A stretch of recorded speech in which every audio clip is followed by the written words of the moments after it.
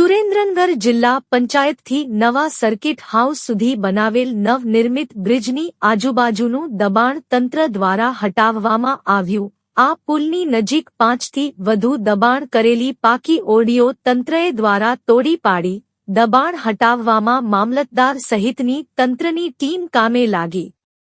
સુરેન્દ્રનગર શહેરના નદી પાસે હાલમાં 5 કરોડના ખર્ચે જિલ્લા પંચાયતથી નવા સર્કિટ હાઉસ સુધી નવનિર્માણ કરવામાં આવ્યો છે, જેનું તાજેતરમાં સરકારના નાયબ મુખ્ય દંડક અને વઢવાણના ધારાસભ્ય જગદીશભાઈ મકવાણા તેમજ નગરપાલિકાના મહિલા પ્રમુખ જિજ્ઞાબેનના હસ્તે ખુલ્લો આવ્યો છે। ત્યારે આ નવા બ્રિજની આજુબાજુમાં જે દબાણ હોય તે દબાણ હટાવવાની ઝુંબેશ તંત્ર દ્વારા આજે હાથ ધરવામાં આવી।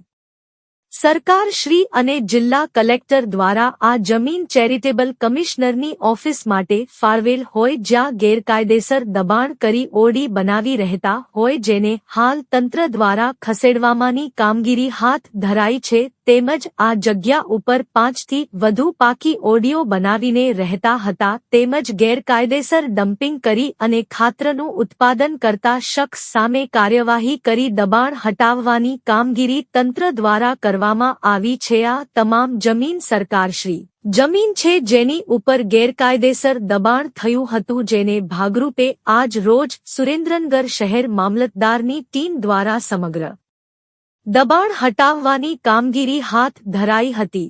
સુરેન્દ્રનગર રિપોર્ટર મહેશભાઈ ઉતેરિયા દ્વારા।